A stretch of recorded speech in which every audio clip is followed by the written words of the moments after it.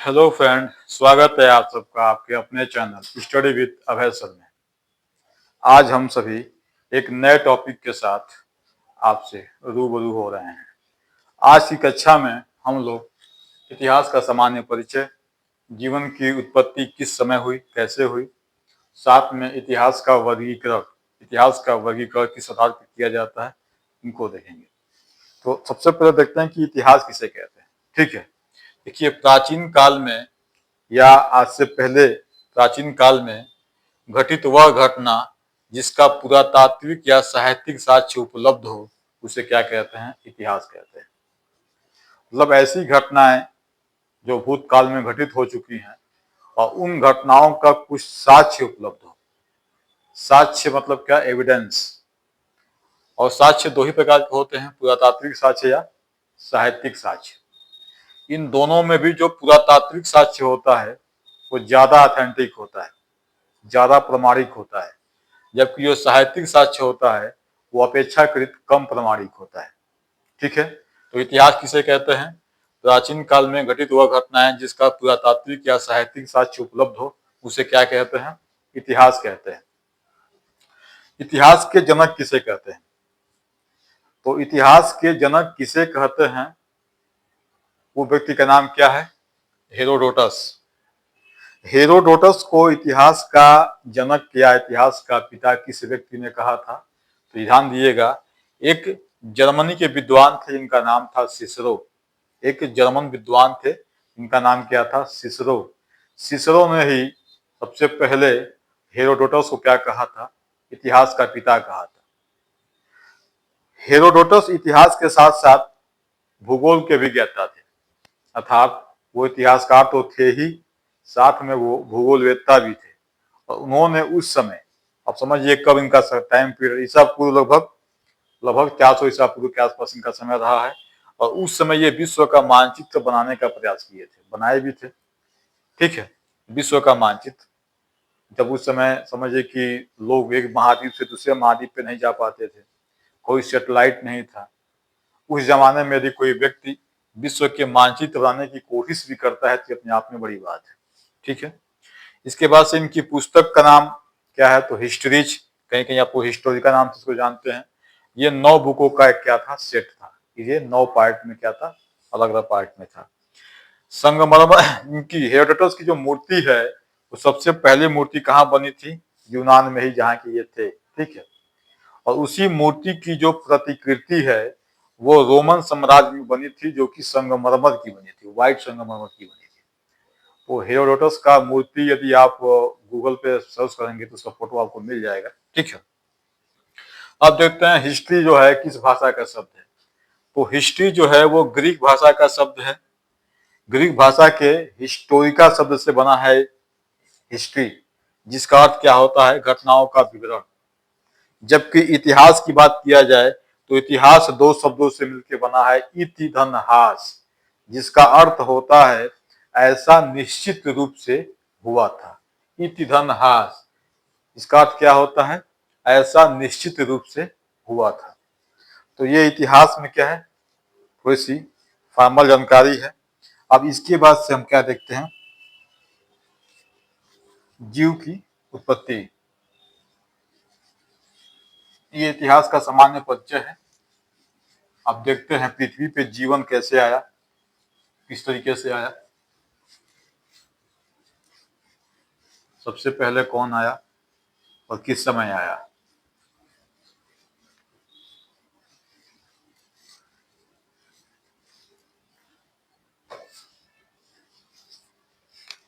तो हेडिंग क्या रहेगा? जीव या जीवन की उत्पत्ति। जीव या जीवन की उत्पत्ति। तो देखिए पृथ्वी पे जो सबसे पहले जीव आया, तो सबसे पहले तो किस युग में आया? तो इतिहासकारों ने पृथ्वी को, जीवन की उत्पत्ति को 4 युगों में बांटा है। पहला जो युग है वो है एजोइक युग। एजोइक युग। एजोइक युग में, अच्छा पृथ्वी पहले कैसे बनी, पृथ्वी कहाँ से बनी, तो इसको थोड़ा सा देखते हैं। पृथ्वी जो हमारा सूर्य है, सन है, लगभग 4.5 अरब वर्ष पहले, 4.5 करोड़ वर्ष पहले सूर्य में नाभिकीय संलयन या नाभिकीय विखंडन के द्वारा उसमें विस्फोट हुआ और उसमें से कुछ टुकड़े छटक कर बाहर आ गए। उसमें से हमारे जो सौर परिवार के जो 8 ग्रह हैं उनका निर्माण हुआ। उन्हीं 8 ग्रह में से आपकी पृथ्वी भी है। तो पृथ्वी पे कुछ ऐसी भौतिक रासायनिक क्रियाएं हुई, उत्पन्न हुई, जिससे यहाँ पे जल क्या हुआ, पानी का यहाँ पे निर्माण हो गया। और जब पानी का यहाँ निर्माण हुआ पहले तो पृथ्वी ठंडा हुई करोड़ों वर्ष में। उसके बाद से कुछ ऐसी यहाँ पे रासायनिक भौतिक गतिविधियां हुई जिसके चलते यहाँ पे क्या हुआ, पृथ्वी पे पानी आया, पानी बना। और जब पानी बना तो सबसे पहले पानी में क्या हुआ, कायकीय जीव जिसे शैवाल बोलते हैं, शैवाल बना। ठीक है, और शैवाल की बात से क्या हुआ, अब इसके बाद से जीव की जो विकास है, जो जीवन का उत्पत्ति है, उसको देखा जाता है। तो एजोइक युग, एजोइक युग में जो जीव बने उन्हें क्या कहा जाता है, इन्हें कहा गया एक कोष्ठकीय जीव। एक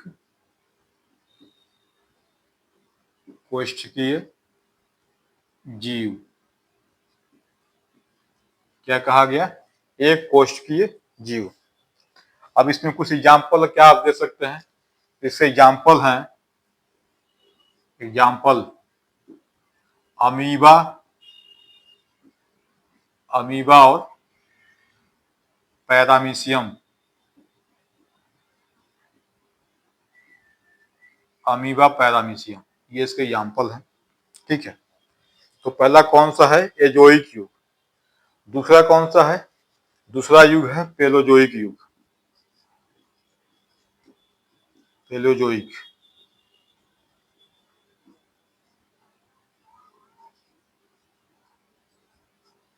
इस युग में किस तरह के जीव उत्पन्न हुए, तो इस युग में जो है अकशेरुकीय जीव, अकशेरुकीय,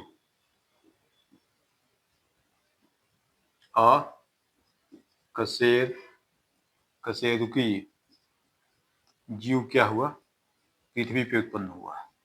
अकशेरुकीय जीव उत्पन्न हुआ।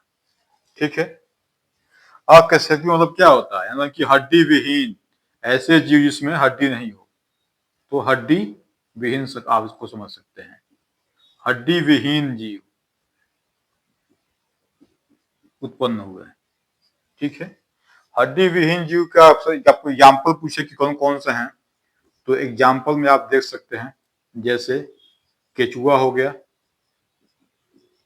केचुआ, और साथ में जेली फिश, जेली फिश, ये क्या हुए, इनकी उत्पत्ति कब हुई, पेलोजोइक युग में हुआ। ठीक है, अगर इसका वैज्ञानिक पूछे तो अकशेरुकीय जीव की उत्पत्ति कब हुई थी पृथ्वी पे, तो पेलोजोइक युग में हुई थी, या हड्डी विहीन युग। एग्जाम्पल पूछता है जैसे केचुआ हो गया, जेली फिश हो गया। ठीक है, अब तीसरा युग कौन सा था, तीसरा युग,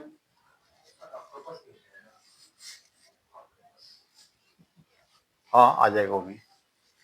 तीसरा कौन सा है युग, तीसरा है मेसोजोइक युग।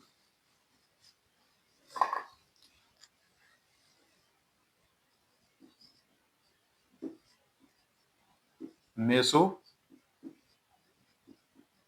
युग, मेसोजोइक युग में किस तरह के जीव आए पृथ्वी पे, तो मेसोजोइक युग में जो है कशेरुकी जीव आए, उसमें अकशेरुकी और यहाँ पे कशेरुकी, कशेरुकीय जीव। इसे आप क्या समझते हैं, इसे आप कहते हैं कि ऐसे जीव जिनमें क्या होती है, रीढ़ की हड्डी होती है, तो हड्डी वाले जीव, हड्डी वाले जीव। इसमें क्या क्या सकते हैं आप, इसको इसको एक और नाम दिया जाता है, इसको रेपेटाइल कहा जाता है। रेपेटाइल मतलब रेंगने वाले जीव, रेपेटाइल मतलब क्या होता है, रेंगने वाले जीव, रेंगने वाले जीव।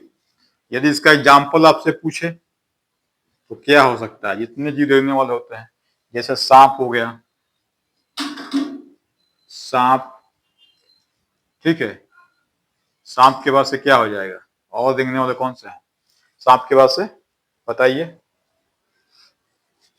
मगरमच्छ हो जाएगा, ठीक है। तो ये सब जीव क्या है, सांप, मगरमच्छ, जो रैंक पे चलते हैं जीव वो हो जाएंगे, ठीक है। मेसोजोइक की बात से और कौन सा लास्ट वाला है, लास्ट वाला है सीनोजोइक युग। चौथा युग में कौन सा है, सीनोजोइक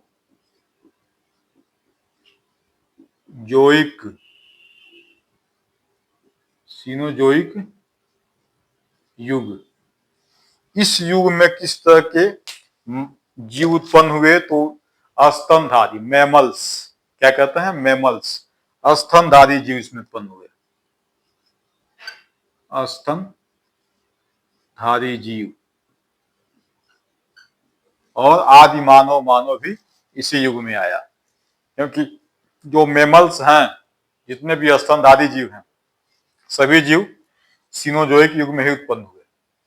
अब यहां तक तो जीवन का क्रम है कि कैसे सूर्य से पृथ्वी नाभिकीय विखंडन या नाभिकीय संलयन के द्वारा अलग होता है, करोड़ों वर्ष के रासायनिक क्रिया और अभियांत्रिक भौतिकी रासायनिक क्रिया के चलते वहां पे जल उत्पन्न होता है, जल में वहां पे क्या शैवाल आते हैं, शैवाल की बाद से वहां पे क्या होता है, एक कोष्ठकीय जीव आता है, एक कोष्ठकीय जीव किसमें आता है, एजोइक युग में। उसके बाद से जो पेलोजोइक युग होता है उसमें अकशेरुकीय जीव, अर्थात ऐसे जीव जिसमें हड्डी नहीं होते हैं, ठीक है, जैसे केचुआ हो गया, जेलीफिश हो गया। उसके बाद से आता है मेसोजोइक युग। तो मेसोजोइक युग में कौन से आते हैं, कशेरुकीय जीव यानी कि रेपेटाइल्स आते हैं। उसके बाद से आता है सीनोजोइक युग, और सीनोजोइक युग में कौन आते हैं, स्तनधारी जीव आते हैं, ठीक है। अब बात आई कि लोग कहते हैं कि जो व्यक्ति है, जो मानव है, उसके जो पूर्वज हैं वो बंदर हैं, आदि मानव हैं। तो क्या ऐसा हुआ कि कुछ बंदर आज भी बंदर हैं और हम लोग व्यक्ति हो गए हैं? अगर ये बात सही है कि मानवों के पूर्वज क्या हैं, बंदर हैं, तो बाकी जो बंदर हम देखते हैं वो बंदर ही क्यों रह गए, उनको भी मानव हो जाना चाहिए था, ठीक है। तो जो सबसे पहले वानर या बंदर, बंदर से क्या बना, आदि मानव बना, आदि मानव बने, और आदि मानव से क्या बने, हम लोग आधुनिक मानव, आधुनिक मानव बने। यही क्रम है, यही बताया जाता है हम लोगों को। तो ऐसी कौन सी परिस्थिति आई कि वानर से तो हम आदि मानव हुए और आदि मानव से हम आधुनिक मानव हो गए, लेकिन आजकल जो हम बंदर देखते हैं, जो वानर दिखाई देते हैं, ये अभी भी वानर क्यों रह गए? तो इसके पहले क्या रीजन, इसका क्या रीजन है, इसका रीजन है साहस, इनकैरेज।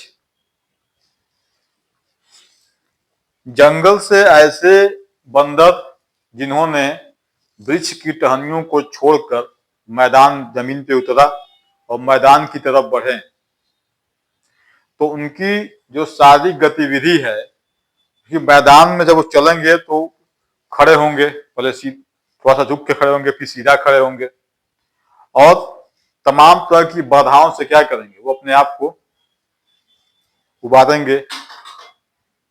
तो जब वो एक जगह को छोड़कर दूसरे जगह पे जाएंगे, वहां की समस्याओं से रूबरू होंगे, वहां के एडवांटेज डिसएडवांटेज से उनका सामना होगा, तो उनमें विकास तो होगा ही होगा। तो बंदर की ऐसी प्रजाति जो वृक्षों जंगलों को छोड़कर मैदानों में आ गए और धीरे धीरे मैदानों से बढ़ते बढ़ते वो अपना विकास कर ले गए, वो व्यक्ति क्या हो गए, आदि मानव बन गए, और आदि मानव से क्या बने, आधुनिक मानव बन गए। और जो बंदर जंगलों को नहीं छोड़े, वृक्ष की टहनियों को नहीं छोड़े, वो आज भी क्या है, बंदर की स्थिति में है, ठीक है, यही कहा जाता है। अब ये तो हो गया जीवन या जीव की विकास। अब देखते हैं लास्ट टॉपिक का क्या, इतिहास का वर्गीकरण। इतिहास का वर्गीकरण देखते हैं।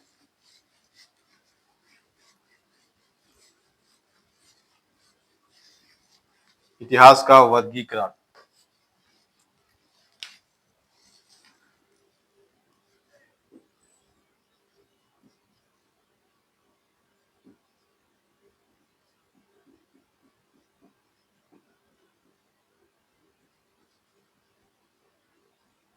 इतिहास का वर्गीकरण देखिए, इतिहास का वर्गीकरण इतिहास के जानकारी का जो स्रोत होता है उसी आधार पे किया गया है। जैसे हमें किसी व्यक्ति के बारे में जो जानकारी मिलती है उसका सोर्स क्या होता है, उसका स्रोत क्या होता है, तो वैसे ही इतिहास की जो जानकारी का स्रोत होता है उसी स्रोत के आधार पे इतिहास का वर्गीकरण किया गया है। तो सबसे पहले हम ये देखते हैं कि इतिहास की जानकारी का स्रोत कितने प्रकार के होते हैं। तो दो प्रकार के होते हैं। एक होता है पुरातात्विक स्रोत और दूसरा होता है साहित्यिक स्रोत। पुरातात्विक स्रोत अर्थात आर्कियोलॉजिकल एविडेंस, इसके अंतर्गत क्या क्या आते हैं? इसके अंतर्गत अभिलेख, शिलालेख, गुफाओं की दीवारों पर उकेरे गए चित्र, पत्थर के औजार, ये सभी चीजें क्या हैं? ये सभी चीजें मिट्टी के बर्तन, ये कभी क्या है, ये सब के सब पुरातात्विक साक्ष्य हैं जो उस समय के इतिहास को क्या करते हैं, बताते हैं। और पुरातात्विक साक्ष्य क्या होते हैं? ज्यादा प्रमाणिक होते हैं। जबकि साहित्यिक साक्ष्य में क्या होता है? साहित्यिक साक्ष्य में जो साहित्य लिखे जाते हैं, जो पुस्तकें लिखी जाती हैं, तो जो साहित्यिक साक्ष्य होता है वो कम प्रमाणिक इसलिए होता है, प्रमाणिक कम होता है। कम प्रमाणिक इसलिए होता है कि इतिहास जो जो साक्ष्य लिख रहा है, जो साहित्य लिख रहा है, वो किस माइंड सेट के साथ लिख रहा है। जैसे मान लिया कि एक कोई व्यक्ति है, जैसे वर्तमान में कोई एक नेता है, जैसे नरेंद्र मोदी हैं, तो नरेंद्र मोदी पे दो तरह के इतिहास, दो तरह के सूचनाएं आपको मिलेंगी। दो तरह के लोग उनके बारे में आपको सूचनाएं देंगे। एक ऐसे लोग जो मोदी के पक्षधर होंगे, वो मोदी के बारे में ज्यादातर क्या है, अच्छी चीजें आपको परोसेंगे। और एक ऐसे लोग जो मोदी के विरोधी होंगे, वो मोदी की जो नाकामियां हैं या जो कमजोरियां हैं उसको आपको क्या करेंगे, लीक कर देंगे। एक आध परसेंट, हालांकि बहुत कम मात्रा में, एक आध परसेंट ऐसे होंगे जो निष्पक्ष रूप से क्या करेंगे, मोदी की, जो निष्पक्ष रूप से क्या करेंगे, मोदी की बारे में लिखेंगे। हालांकि ये उम्मीद कम है कि कोई निष्पक्ष रूप में लिखे। तो अगर आप ऐसे साहित्य को पढ़ते हैं जो मोदी का गुणगान गा रहा है, यानी कि ऐसे व्यक्ति जो मोदी के समर्थक हैं, उनके विचार से आप प्रभावित हो जाएंगे, तो वो भी वास्तविक नहीं है। या एक ऐसे व्यक्ति का साहित्य आप पा रहे हैं जो मोदी के विपक्षी है, जो मोदी को ध्रुव विरोधी है, वो लिख रहा है, तो ये भी ठीक नहीं है।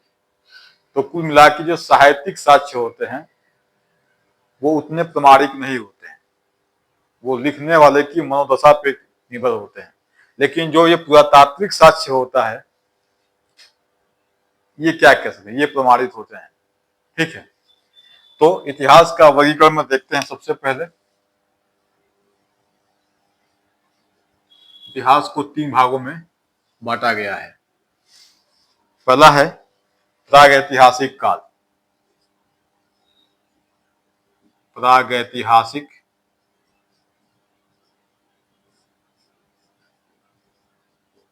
काल।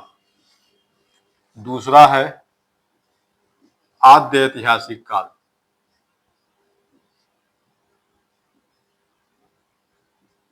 आद्य ऐतिहासिक काल। और तीसरा है ऐतिहासिक काल। ऐतिहासिक काल।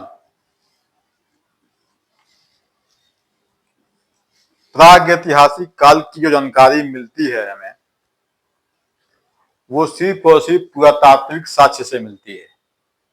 प्रागैतिहासिक काल की जो जानकारी हमें उपलब्ध है वो सिर्फ और सिर्फ पुरातात्विक साक्ष्य पे ही हमको उपलब्ध है। इस काल में साहित्य का विकास नहीं हो पाया था, इसलिए कोई लिखित साक्ष्य हमें नहीं मिला है। आद्य ऐतिहासिक काल में क्या हुआ था कि यहाँ पुरातात्विक साक्ष्य तो मिले हैं, साथ में यहाँ पे साहित्यिक साक्ष्य भी मिले हैं, लेकिन अभी तक इस समय की जो साहित्य है उसे पढ़ा नहीं जा सका है। मतलब साहित्यिक साक्ष्य तो मिले हैं, लेकिन अभी तक उसको पढ़ा नहीं गया है। तो इसे क्या कहा जाता है? आद्य ऐतिहासिक काल। और ऐतिहासिक काल में क्या है कि यहाँ पे पुरातात्विक साक्ष्य भी मिले हैं और साहित्यिक साक्ष्य भी मिले हैं, और जो साहित्यिक साक्ष्य मिले हैं उसे पढ़ भी लिया गया है। क्या किया गया है? उसे पढ़ लिया गया है। ठीक है, तो तीनों इतिहास में समझ गए हैं कि यहाँ पे सिर्फ क्या मिला है, यहाँ पे सिर्फ यानी केवल पुरातात्विक साक्ष्य मिला है,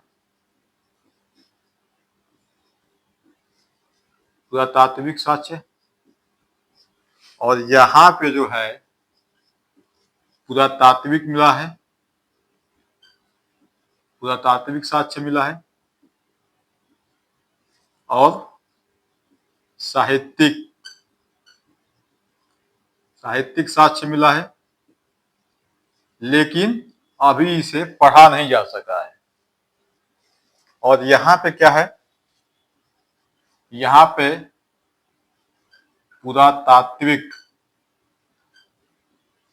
पुरातात्विक साक्ष्य मिला है, साथ में साहित्यिक साक्ष्य मिला है, और इसे क्या किया गया है? पढ़ लिया गया है। तो ये इतिहास का वर्गीकरण। अब इस वर्गीकरण के बाद एक और वर्गीकरण है। किसका?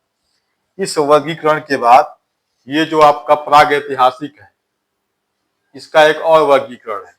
और इसका वर्गीकरण किसने किया था? एक यूरोपियन विद्वान थे, लुबाक महोदय।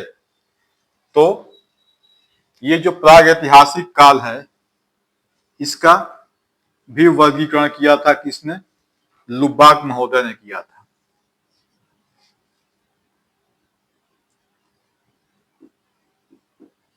लुबाक महोदय द्वारा प्राग ऐतिहासिक काल का क्या किया गया है? वर्गीकरण किया गया है, और इसको 3 भाग में बांटा गया है। पहला कौन सा है? पहला है पूरा पाषाण काल। पूरा पाषाण काल। प्राग ऐतिहासिक काल को पाषाण काल भी पहले कहा जाता था। प्राग ऐतिहासिक काल को पहले पाषाण काल भी कहा जाता था। और पाषाण काल क्यों कहा जाता था? क्योंकि इस युग में जो चीजें प्रयोग में लाई गई है मानवों के द्वारा, वो लगभग सभी चीजें जो है पत्थरों की बनी हुई थी।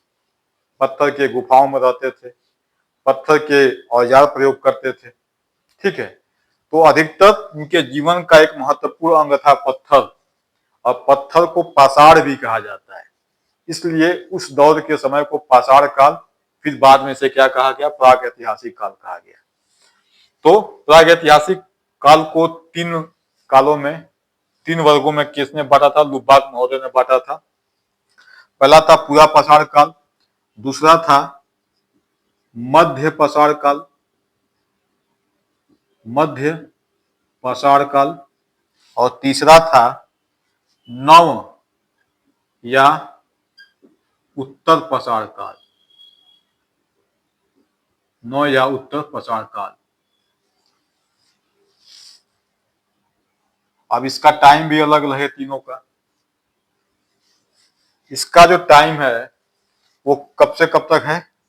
इसका टाइम है 30,000 बीसी से 25,000 बीसी के मध्य, ईसा पूर्व। बीसी क्या होता है? बिफोर क्राइसिस, ईसा पूर्व। इसका टाइम पीरियड कितना है? 25,000 बीसी से 10,000 बीसी तक।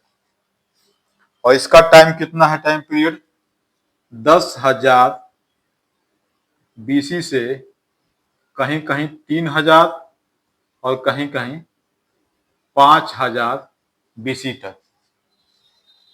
क्या है इसका टाइम पीरियड है? ये तो आपका समय बांट दिया गया है। अब इन जो पूरा पसार काल है, मध्य पसार काल है, नौ पसार काल है, इसमें इसकी कुछ विशेषताएं होंगी और उन्हीं विशेषताओं के आधार पर आप पहचानेंगे कि कौन सा पूरा पसार काल की घटना है, कौन सी मध्य पसार काल की है, कौन सी नौ पसार काल की है। तो पूरा पसार काल का जो मानव है, मानव वो कैसा था? वो लगभग अनभिज्ञ था। क्या था? अनभिज्ञ था। अनभिज्ञ मतलब क्या था कि इसको जो बाहर की घटनाएं घट रही थी, जो आसपास घटनाएं घटती थी, उससे उसको बहुत मतलब नहीं था।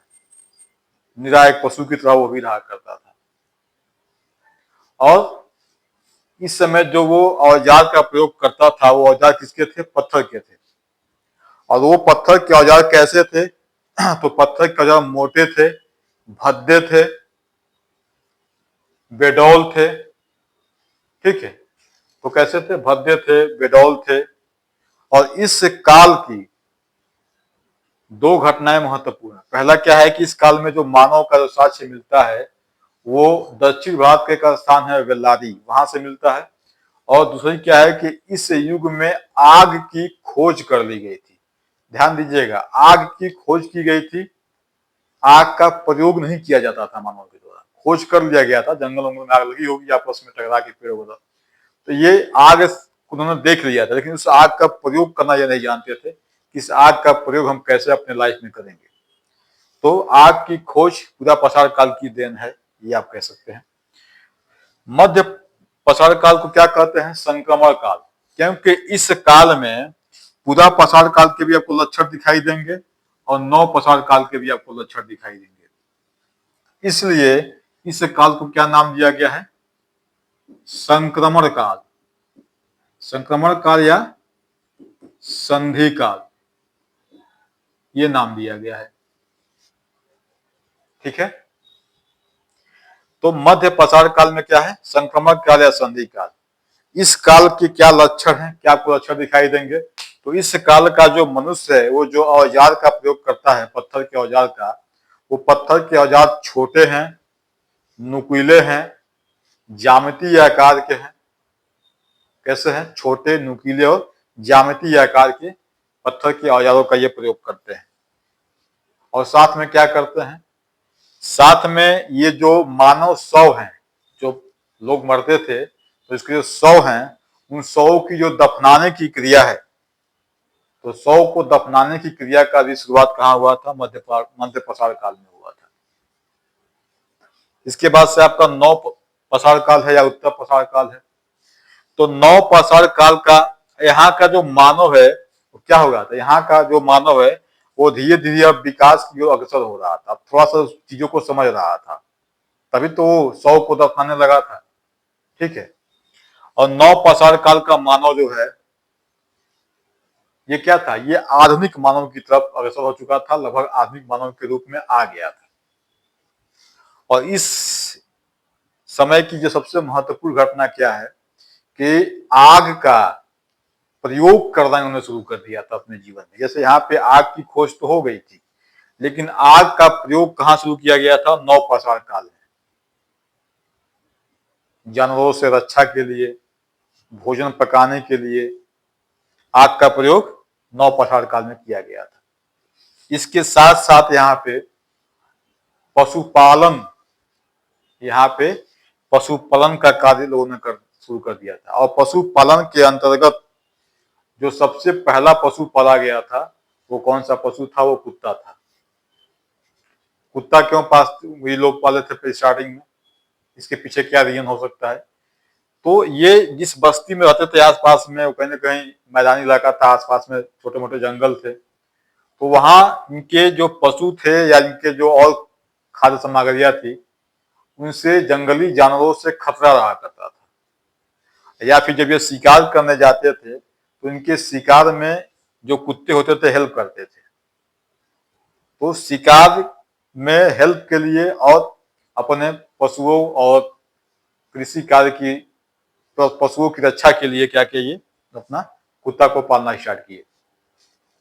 इसके बाद ये कृषि कार्य भी शुरू कर दिए और कृषि कार्य के अंतर्गत सबसे पहले जो फसल इन्होंने बोया उस फसल का नाम क्या था? जौ और गेहूं। जौ और गेहूं। जब ये फसल उगाना शुरू कर दिए, जब ये कृषि कार्य शुरू कर दिए, जब ये पशुपालन शुरू कर दिए, तो फिर ये समूह में रहना भी शुरू कर दिए। क्या किए? समूह में रहना भी स्टार्ट किए। तो जब समूह में रहना स्टार्ट कर दिए, जब समूह में रहेंगे तो कुछ कार्य, तो ये कार्य से कुछ फुर्सत पाएंगे तो कुछ मनोरंजन करेंगे। तो नवपाषाण काल में नृत्य कला, किसका? नृत्य कला का भी विकास किया गया इनके द्वारा। डांस जिसे आप कहते हैं, उसका भी विकास किया गया। तो जब इतनी गतिविधियां होने लगेंगी तो कहीं ना कहीं इनको रुकना पड़ेगा। कृषि कार्य करेंगे तो कृषि एक दिन में तो होगा नहीं। बीज बोएंगे, उसकी सिंचाई करेंगे, निराई करेंगे, जुताई करेंगे, फसल तैयार होगा, तो 2 4 6 महीने का समय लगेगा। तो 6 महीने तक इनको एक ही स्थान पे रुकना होगा। पशुपालन करेंगे तो सभी पशुओं को एक ही जगह इकट्ठा करना होगा। तो ये सभी कार्य जब करेंगे तो वहां पे धीरे धीरे मानव बस्ती का भी निर्माण होगा। अब जब मानव बस्ती का निर्माण होगा तो लोगों में क्या होगा? लोगों में आपस में सहयोग, संबंध, हर तरह का कार्य शुरू होगा। और धीरे धीरे क्या होगा? जो सामाजिक संस्थाएं हैं, इसमें परिवार, समाज, समुदाय, इनका फिर आगे चल के राज्य, इनका निर्माण होगा। तो ये इतिहास का क्या था? सामान्य परिचय था, जीवों की उत्पत्ति थी और साथ में इतिहास का वर्गीकरण था।